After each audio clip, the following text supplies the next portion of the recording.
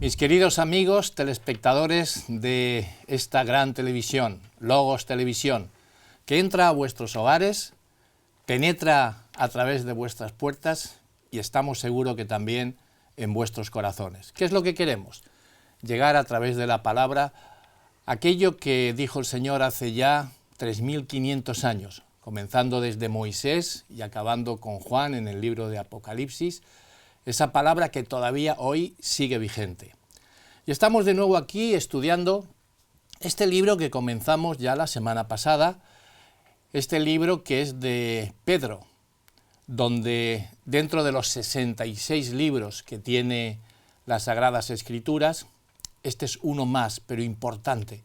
Importante porque él escribió aquellos elegidos que estaban en la dispersión, en la diáspora, debido a la persecución que el Imperio Romano trató de acabar con los cristianos, y ellos se dispersaron por todo el Imperio Romano y allí fueron consolidando, fundamentando diferentes iglesias.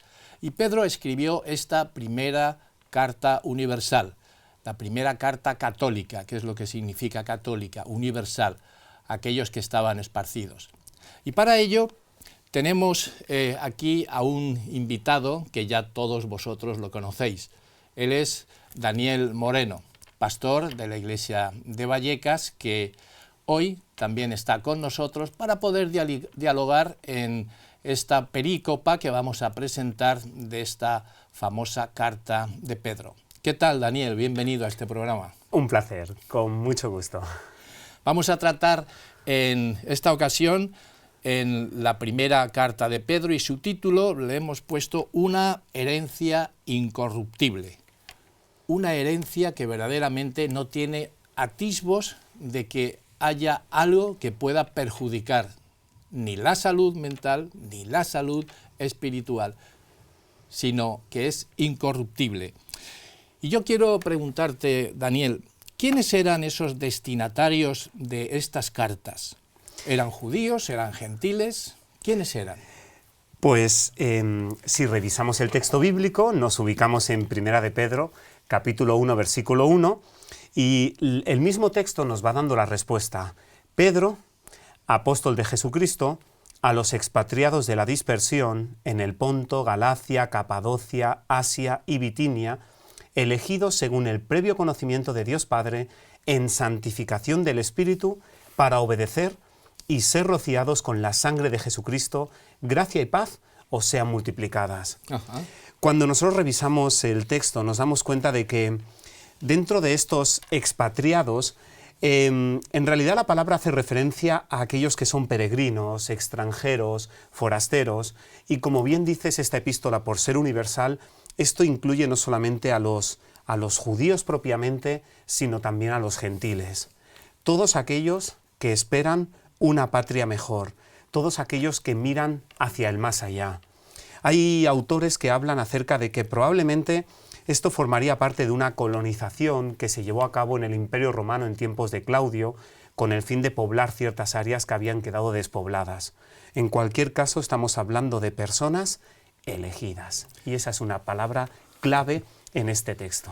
Qué interesante y qué bonito lo que estás comentando con aquellos de la diáspora, como el Señor, de una manera pues inusual, que nadie habría tenido en cuenta, hace que mediante la persecución de aquellos creyentes en Cristo salgan y se extiendan por todo el Imperio Romano para poder así llevar a todas aquellas personas este mensaje tan precioso que era el mensaje de Jesús, que transformó toda aquella sociedad. Es verdad, Pedro, como sabes, al principio, en el capítulo 1, como vemos, capítulo 1, versículo 1, Pedro, apóstol de Jesucristo. Él define muy bien quién era, que era un apóstol, que estuvo con Jesús, pues eso, 3 años, estuvo con él aprendiendo a sus pies, y cómo después de todos sus errores, después de todos los fallos que cometió, también vemos su arrepentimiento,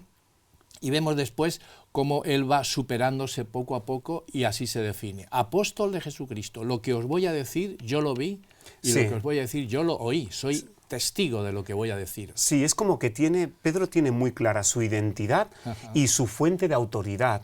¿Quién me envía y para qué me envía? Por eso es muy, muy importante el concepto de apóstol, ¿eh? Alguien que, delegado, mensajero, enviado, embajador, alguien que tiene clara la vocación misionera y de quién viene esa vocación.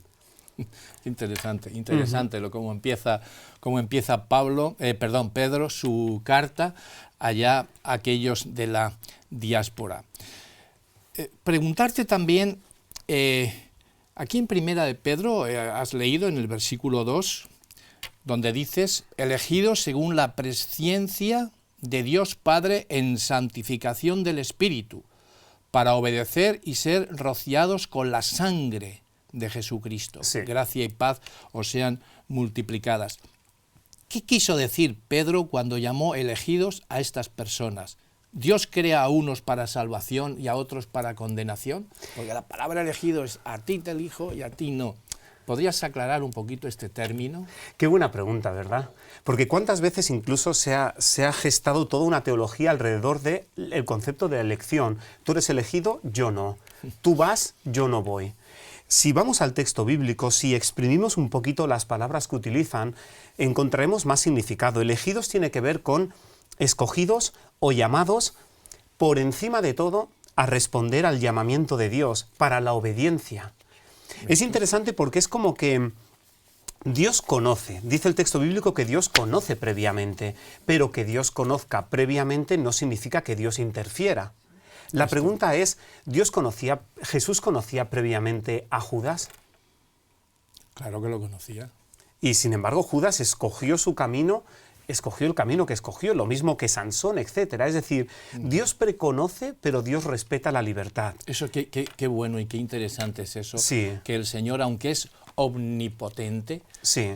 No entra por respeto a la decisión que tú hagas. Sí, porque eso es maravilloso. Sí, es como que ha creado seres individuales libres con el fin de respetar esa voluntad. Cada vez que Dios crea un ser humano, crea como una barrera en sí misma, en el sentido de que si tú no le abres la puerta a Dios, Dios no puede entrar. Puede entrar si quiere, pero dice, no, respeto que tú no me quieras, yo no entro. Exactamente. Y va un poquito más allá el concepto de elegidos. No significa la predestinación arbitraria, sino que el propio texto nos lo va diciendo. Si nos vamos a la palabra que utiliza en original, tiene que ver con una combinación de dos términos. Por un lado, algo que es previo, y por otro lado, algo que tiene que ver con la meta, el linde, la frontera, el término, el límite, el confín. Es decir, elegidos tiene que ver con determinar una meta o un blanco antes de tiempo. Es decir, la predestinación tiene que ver con eso. Es decir, Dios predestina antes de tiempo, ¿vale? Pero no tiene tanto que ver con aquello de quién es el elegido, sino para qué eres elegido. Eso es lo más importante, porque a veces nos centramos en la persona y no nos centramos en la misión. ¿A qué nos llama Dios? Si hay muchos textos donde Dios deja claro, por ejemplo, 1 de Timoteo, capítulo 2, versículo 4, Dios quiere que todos sean salvos. O 2 de Pedro, capítulo 3, versículo 9, cuando dice, Dios es paciente para con todos, no quiere que ninguno perezca, sino que todos procedan al arrepentimiento. Esa es la intención de Dios. La intención es que todos sean salvos, la intención es que todos digan sí al llamado, pero lo que ocurre es eso, ¿no? Que muchas veces el hombre se cierra en sí mismo, no quiere seguir con lo que Dios ha otorgado, ha dado, tan altruistamente para que la gente pueda vivir eternamente. Y ahí el Señor pues no puede hacer nada. ¿Por cierto, qué? Porque respeta. Qué interesante es eso.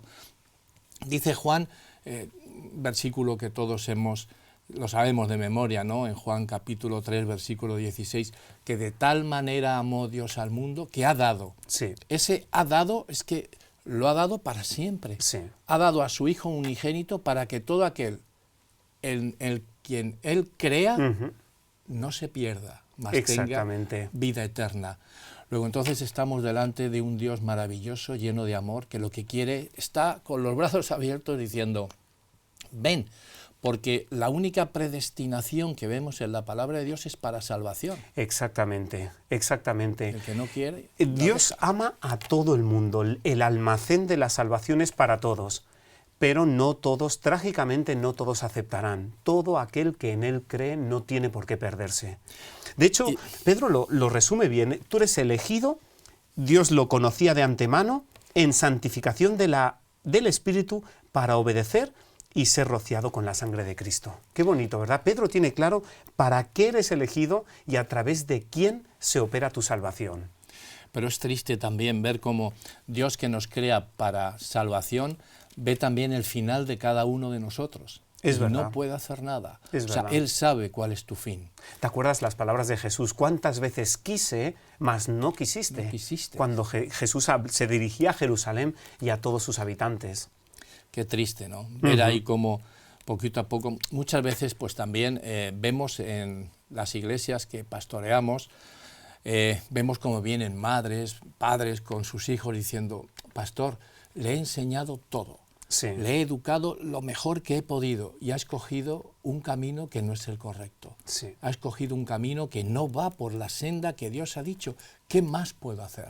Es complicado, ¿verdad? Porque sin duda Dios nos llama a ser salvos, elegidos para la salvación, pero la decisión es individual. Sí. O sea, quedémonos con este enfoque positivo. Dios nos llama de una forma esperanzadora para ser salvo. Eso es lo más maravilloso que hay, ¿eh? ¿Cuántas veces cuestionamos el carácter de Dios? Porque Dios dice, porque Dios debe ser así, Dios debe ser así. No, el plan de Dios desde el principio era escogerte para sacarte de aquí, para darte una vida sin límites, porque a veces esto ya no es vida. Esa es la clave. Yo te elijo para que vivas una vida muy feliz. Eso es. Ahora, tú tienes que decidir. Amén.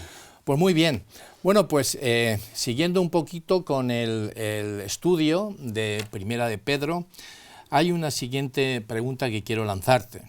¿Es importante en la carta de Pedro el tema de la resurrección? Es verdad, le da muchísima importancia. Es como que en la resurrección tenemos la garantía de todo.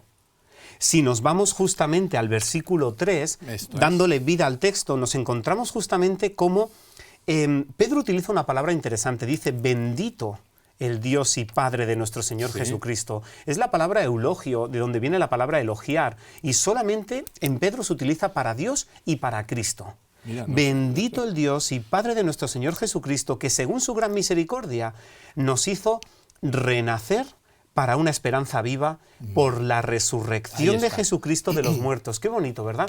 En su vida nosotros tenemos vida. En su luz nosotros veremos la luz, como dice Salmo 36:9.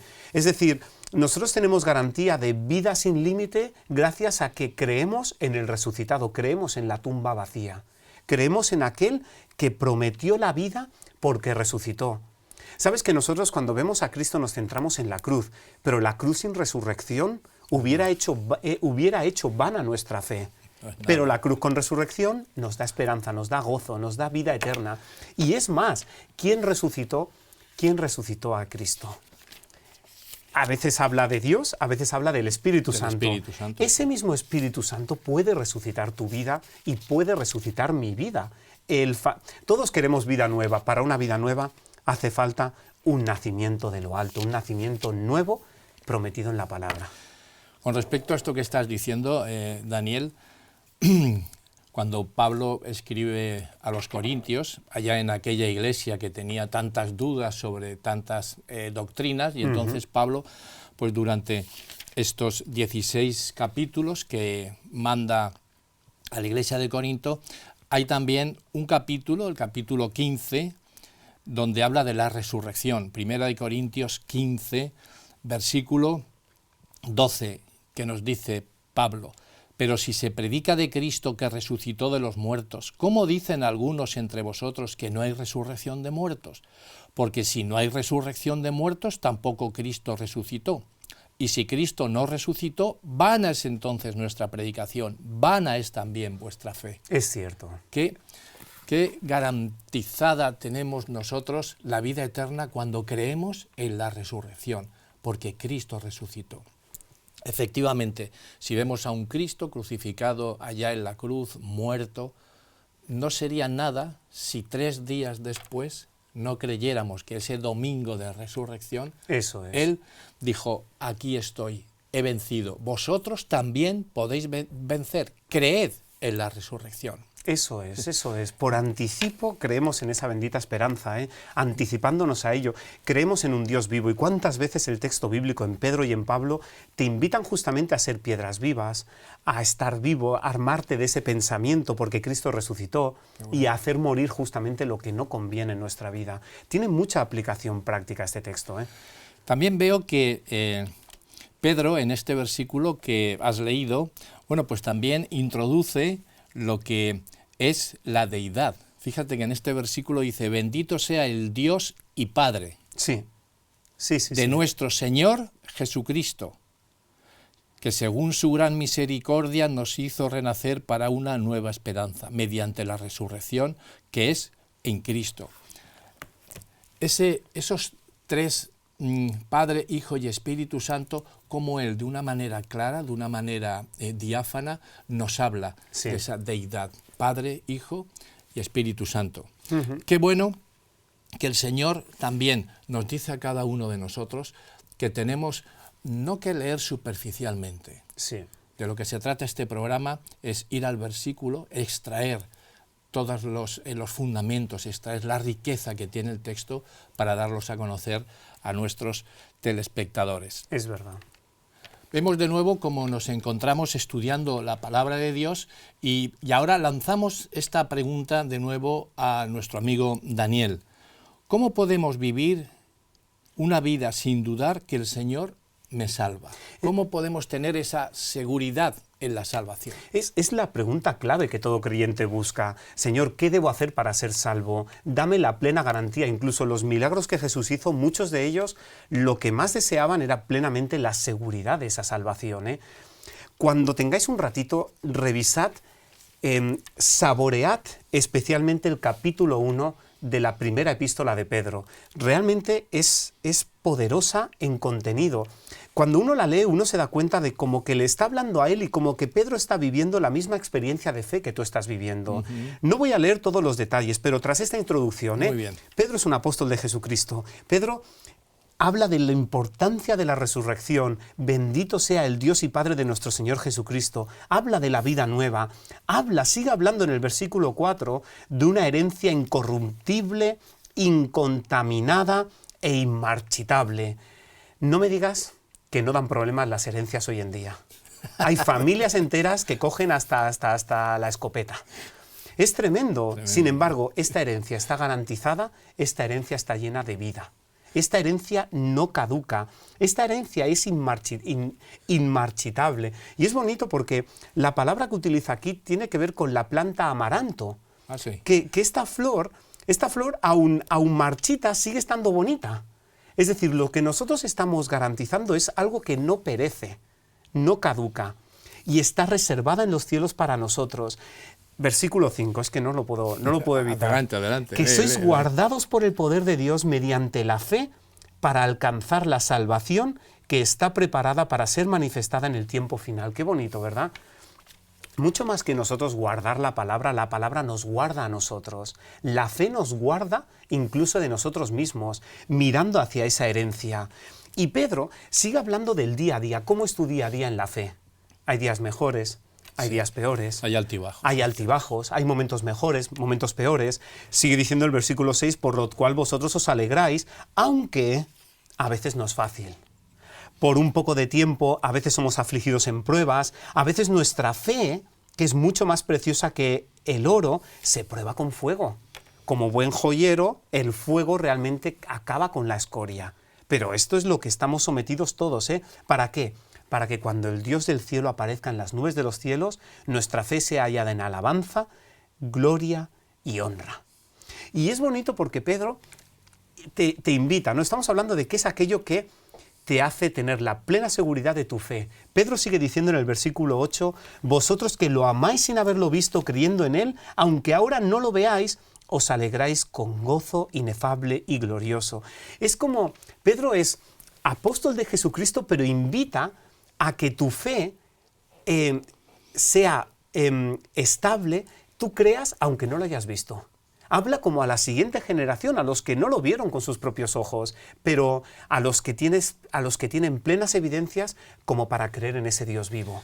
Sí. Esa es la cuestión, porque eso nos llevará justamente a obtener el fin de nuestra fe, que es la salvación de nuestras almas. Ese es el objetivo supremo. Qué bueno cuando uno medita en las palabras que tiene la Biblia, en cuanto uno bucea por ellas, pues crea en nosotros esas ganas de poderse meter también en los zapatos de Pedro y decir, ¿cómo este hombre habla de esa manera tan clara cuando él lo vio, cuando él lo oyó, y cómo lo escribe tan bien, donde nosotros empezamos a vislumbrar que esa fe tan bonita, porque la fe es creencia, la fe es obediencia, la fe es confianza, estos tres conceptos que hace que aunque no veamos a Dios, porque no lo vemos, tampoco lo oímos, pero tenemos esa seguridad en que el Señor nos oye, en que el Señor nos ve y nos garantiza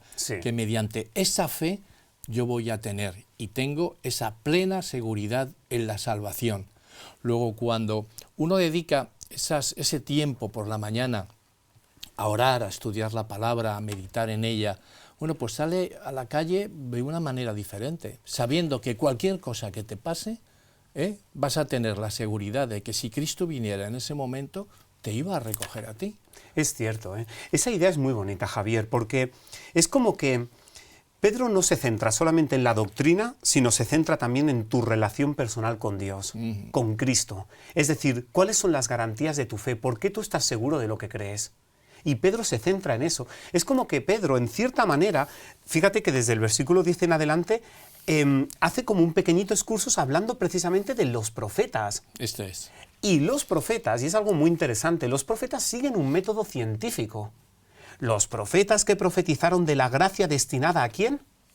A vosotros.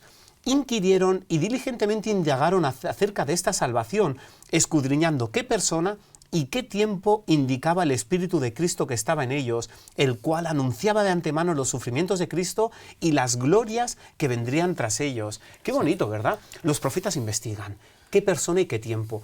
¿Tu fe en qué persona se basa y en qué tiempo se basa? Esa es la pregunta clave. Lo mismo que hacían los profetas estamos llamados tú y yo, porque esas verdades reveladas son para nosotros que estamos alcanzando estos tiempos finales. Recuerdo cuando Pablo iba por ahí predicando, entonces habían los de Tesalónica y los bereanos. Sí. Entonces los de Tesalónica pues creían efectivamente todo lo que les decía Pablo. Pero ¿qué hacían los bereanos? Lo que tú estás comentando. Dedícale tiempo a investigar. Claro. Dedícale tiempo a averiguar. Sí. Hazle preguntas a las Sagradas Escrituras. En Hechos capítulo 17, versículo 10 y 11 dice: inmediatamente los hermanos enviaron de noche a Pablo y a Silas hasta Berea. Y ellos, habiendo llegado, entraron en la sinagoga de los judíos. Y estos eran más nobles que los de Tesalónica, pues recibieron la palabra con toda solicitud, escudriñando cada día las Escrituras, para ver si estas cosas eran así. Eso es, eso es. Luego, lo interesante es que nosotros podemos estudiar, nosotros podemos investigar, pero cuando vamos a la iglesia, y entonces está ahí pues el sacerdote predicando en su homilía, o el pastor predicando allá en el servicio de culto. Está bien, nosotros escuchamos todo lo que está diciendo, pero debemos apuntar también aquellas ideas, aquellos versículos, para ser como los de bereanos. Vamos a investigar, vamos a inquirir, vamos a averiguar. Y en casa, tranquilamente, con la palabra de Dios, igual que lo estáis haciendo ahora en vuestros hogares, investigar si estas cosas son así. Esto es lo que tratamos de dar a conocer y lo que muy bien está explicando nuestro amigo Daniel. Es que es muy interesante porque, fijaros, realmente la fe tiene demasiadas evidencias como para que la ignores. Realmente la fe es algo digno de ser aprehendido, de ser adquirido por ti mismo. es interesante porque sigue diciendo, es decir, el Espíritu Santo sigue estando disponible para ti. Llega a decir al final del versículo 12 que estas cosas los ángeles anhelan mirarlas. Qué bonito. Los ángeles anhelan mirarlas. ¿Cómo podemos estar despistados en esta parte final del partido? En este tiempo de prórroga donde Dios no retarda su promesa, sino que es paciente, a lo mejor por ti, a lo mejor por mí. Esa es la cuestión. Y en la línea de lo que decías, Javier, el versículo 13 tiene mucha profundidad porque te invita a ceñir los lomos de vuestro entendimiento. Sabéis que llevaban vestiduras largas, llevaban un cinturón, la pretina, y ceñir los lomos significa cuando quieres salir corriendo, te ponías las vestiduras por dentro del cinturón y te arremangabas. En un sentido estamos llamados a ceñir los lomos de nuestro entendimiento, es decir, vamos a pensar nuestra fe. Vamos a razonar nuestra fe, vamos a buscar la sobriedad y vamos a esperar por completo en la gracia. Esa es la clave. Qué bueno, todo eso que está ocurriendo aquí en la Tierra, que vemos muchísimos puntos de luz alrededor del planeta y cómo el Señor, bueno, pues está mirando cómo diferentes personas, iglesias, están estudiando la palabra, y el detalle de que los ángeles anhelan mirar todas estas cosas. Sí. La idea es que los ángeles dice que miran como por una ventana, Sí. diciendo, voy a ver qué están haciendo allí, porque es tan bonito lo que está ocurriendo allí en la tierra, Sí. que muchas veces se giran al Señor y le dicen, ¿podemos ir también nosotros a predicar? Sí. Y el Señor le dice, no. Eso está reservado para mis hijos, para que disfruten, para que compartan el Evangelio. Eso es. Para que investiguen en la palabra, porque esa sensación de descubrimiento, de ver todo tan claro, esa salvación, esa fe que Dios nos otorga, es para ellos. Sí. Dejadlos a ellos, si quieren. Sí. De hecho, eso es lo que significa la palabra mirar por parte de los ángeles. Tiene que ver con contemplar, con mirar de cerca. Ajá. No solamente mirar de lejos, no, vislumbrar de cerca, analizar en profundidad. Qué bueno, ¿eh? Que desde este pequeño planeta en medio de tanto y tanto universo, desde aquí está saliendo toda la sabiduría y el plan de Dios. ¿Cuál es el carácter de Dios? ¿Cuál es el plan que Dios diseñó para que este planeta fuera salvo y ya todo el universo en armonía? Porque somos pues esa oveja perdida de aquellas 99 que el Señor vino a rescatar. Oveja perdida pero encontrada, porque Totalmente. Cristo ya murió en la cruz por nosotros. Esa es la clave. Es decir, nuestra esperanza está bien fundamentada. Totalmente. Podemos creer en lo que creemos. Además, piensa, ¿por qué tenemos ese sentido de trascendencia? ¿Por qué siempre hay algo dentro de nosotros que clama por algo que va más allá? ¿Por qué la muerte nos repele tanto? ¿Por qué vinamos más allá? Fuimos creados para tener vida eterna. Eso es. Y esto es algo que ha interrumpido nuestra vida. Esto no es eterna. vida. No es vida. Eso es. Pues muy bien, Daniel, voy a hacerte la última pregunta, porque Sí. el tiempo pasa y sabes que aquí en televisión el tiempo es oro. Pedro usa palabras que parecen ser muy semejantes. Amor fraternal, amaos unos a otros. ¿Qué significado tiene cada una? Nos estamos basando en el versículo 22 de Primera de Pedro, capítulo 1, donde dice, habiendo purificado vuestras almas en la obediencia a la verdad mediante el Espíritu, para un amor fraternal no fingido, amaos unos a otros entrañablemente de corazón puro. Qué bonito, ¿verdad? Es que, además, es curioso porque ahí utiliza dos términos diferentes en griego Sí. para hablar acerca de la palabra amor. Recordemos la excursión que estamos haciendo hoy. Hemos partido de una epístola a Pedro, una epístola muy cristocéntrica, donde Pedro establece claramente que tiene una identidad clara. Pedro establece cuáles son las bases de tu esperanza viva. Pedro te invita a la acción, te invita a un llamamiento a la vida santa. Es decir, si aquel que te llamó es santo, tú también sé santo en toda tu forma de vivir. Un llamamiento claramente a saber cómo conducirte todo este tiempo de tu peregrinación, y llega justamente al versículo 22, tal y como has leído, ¿no? Al obedecer la verdad mediante el Espíritu, habéis purificado vuestras almas para el amor fraternal no fingido. Y cuando uno analiza las diversas acepciones de la palabra amor, todavía coge más significado, porque a veces el amor, de tanto usarlo, a veces se nos ha desgastado. Que quede claro que el amor es un don de Dios. Por tanto, que quede clara esta idea, tanto el amor como el perdón son dones de Dios. Yo perdono porque Dios me perdona, yo perdono con el perdón que Dios me da, yo amo con el amor que Dios me da, porque si no, sabes que tendemos a ser egocéntricos y egoístas y somos sospechosos, si no fuera por el Señor. Hay como 4 grandes términos, y esto lo he sacado de un artículo muy interesante que escribió el doctor Roberto Badenas, creo que está por internet en la revista Adventista, creo que lo podéis encontrar, donde él hace un poco una clasificación de los diferentes términos para hablar del amor.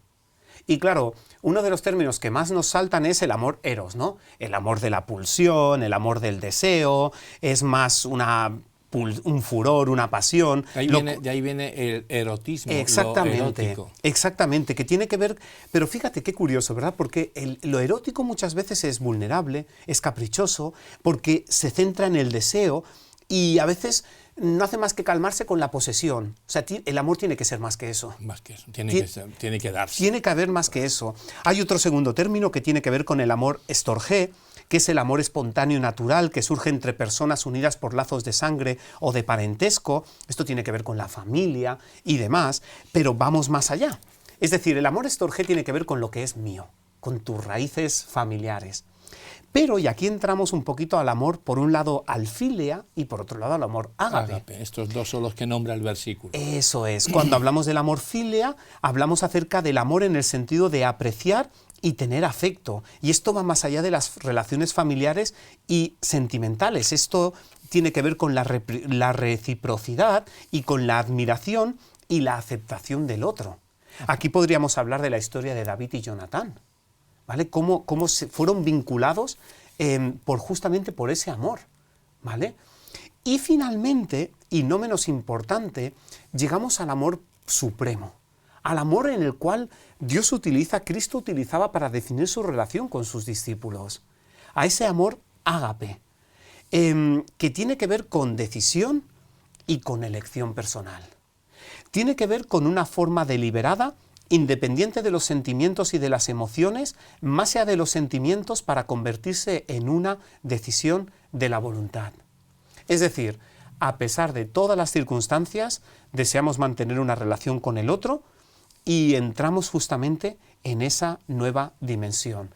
En otras palabras, el amor ágape, y creo que eso es lo que hace Jesús con nosotros, es un deseo que Cristo tiene de hacerte feliz. Un deseo además inteligente. No es un deseo basado en emociones, sino porque escojo quererte, ¿vale? Vosotros pensad hoy en día donde cuántas veces el matrimonio es bombardeado, cuántas veces los pactos matrimoniales son dinamitados. ¿Os imagináis si consideráramos el amor en términos de un pacto? Si tú te das cuenta, la palabra de Dios no deja de ser más que una historia de amor. Y Cristo escoge justamente el concepto del vínculo matrimonial para definir cómo nos quiere. Maridos, amad a vuestras mujeres como Cristo amó a la Iglesia. De hecho, el plan de salvación consiste en invitarte a una boda entre Cristo y su Iglesia, juntos para siempre. Qué bonito, Daniel, todo lo que estás aquí explicando. Podríamos decir que ese amor ágape, ese amor que es el que Dios nos ofrece para poder amar a nuestros enemigos, para poder bendecir a los que nos maldicen, para poder dar la otra mejilla cuando abofetean una. Podemos decir que Dios es ágape. Amén. Es verdad. Dios es ágape. Ese amor maravilloso y fantástico que el Señor tiene para cada uno de nosotros. De manera que no desperdiciemos lo que el Señor quiere darnos. No hagamos de esto una cosa banal, sino cuando nos acerquemos a la palabra, sabed que nos acercamos a un Dios supremo, a un Dios maravilloso, a un Dios que ha sido capaz de morir por cada uno de nosotros, porque Dios es amor. No tiene una definición más bonita. Pues muy bien, Daniel, te damos las gracias por haber estado aquí y ahora tienes tu minuto o minuto y medio para concluir de todo lo que hemos dicho y dirigirte a nuestros amigos los telespectadores. Vuestras vidas ya no serán las mismas después de haber leído el primer capítulo de la epístola de Pedro. Es cierto, porque te invita a un cambio. Si lo tuviera que resumir, a mí me gusta mucho cómo este autor lo resume, y os dejo con este pensamiento, Por medio de la misericordia de Dios, hemos recibido un nuevo nacimiento que nos lleva a una esperanza viva por medio de la resurrección de Jesucristo de los muertos. Esta esperanza nos promete una herencia incorruptible, incontaminada e inmarcesible. Dios la ha reservado en el cielo para nosotros, que hemos sido preservados por su poder, por medio de la fe, para la salvación que ha de ser revelada pronto cuando regrese Cristo. Y en este camino encontramos gran gozo en esta esperanza, aun cuando experimentemos diversas pruebas. Mucho ánimo con las pruebas por las cuales podamos estar pasando. El desarrollo de nuestros caracteres en estas pruebas, y a través de ellas resultará en alabanza, gloria y honor a Dios cuando Cristo sea revelado. Tómale la palabra a Dios, no te olvides. Muchas gracias, Daniel, y también muchísimas gracias a todos vosotros que permanecéis fieles a esta televisión, que lo que quiere es que sencillamente os acerquéis a la palabra y podáis disfrutar de las maravillas que Dios tiene para vosotros. Que el Señor os bendiga, y nos vemos en la próxima semana, cuando demos otra lección más sobre esta interesante carta de Pedro.